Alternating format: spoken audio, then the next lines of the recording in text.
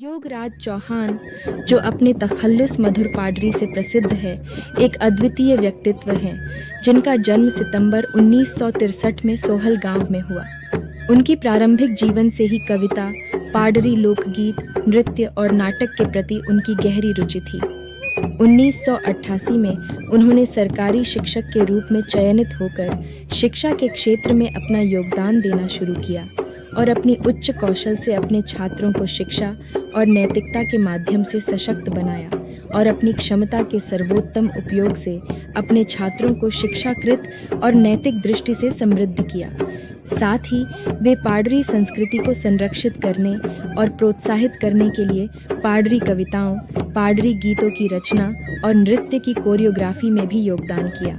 साथ ही अपनी कला को उच्च स्तर पर प्रस्तुत करने में भी सक्रिय रहे। पाडरी संस्कृति के संरक्षण और प्रचार के लिए उन्होंने पाडरी लोक कला मंच के गठन में भी महत्वपूर्ण भूमिका निभाई, जो 2023 तक अनौपचारिक रूप से बनी रही। पाडरी संस्कृति के संरक्षण और प्रचार प्रसार के प्रति उनकी अटूट प्रतिबद्धता एक महत्वपूर्ण मील का पत्थर है।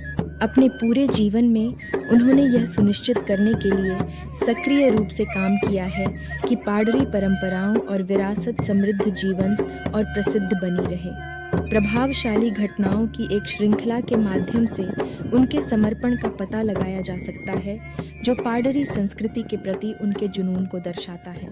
1986 में उन्होंने हिमाचल प्रदेश में पाडरी संस्कृति के सार को प्रदर्शित करने की पहल में एक हार्दिक कार्यक्रम क्षण, जिसने इस संस्कृति को व्यापक दर्शकों तक पहुंचाया।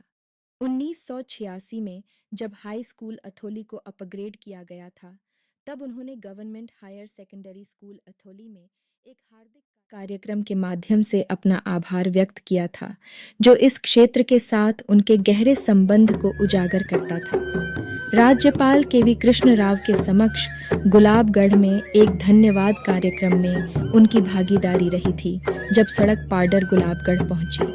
1989 में उन्होंने पाडर में विराट हिंदू सम्मेलन में पाडरी संस्कृति को प्रस्तुत किया, जिससे इसका महत्व और अधिक बढ़ गया। इसके अलावा 1991 में किश्तवाड़ चौगान में पहली बार पाडरी लोक नृत्य प्रस्तुत किया गया था। पाडर की सीमाओं से परे उन्होंने अपने साथियों के हमराह पाडरी संस्कृति की मशाल को विभिन्न सांस्कृतिक परिदृश्यों तक पहुंचाया। उनके पदचिन्ह कटरा नवरात्र महोत्सव, जम्मू में बैसाखी महोत्सव और यहाँ तक कि दक्षिण में तिरुवनंतपुरम, केरल में राष्ट्रीय युवा संस्कृति के प्रदर्शन और संरक्षण के प्रति उनका समर्पण भौगोलिक सीमाओं तक सीमित नहीं था।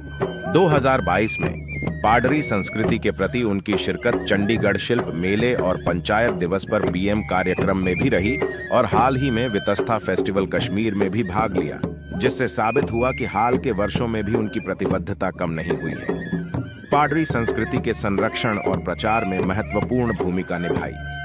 उनके समर्पण पर उनके पेशेवर दायित्वों का कोई असर नहीं। इसके बजाय उन्होंने उदारता पूर्वक अपने छात्रों के साथ एक्सपोजर का उपहार साझा किया, उनके जीवन को उन अनुभवों से समृद्ध किया जो हमेशा उनके दृष्टिकोण को आकार देंगे।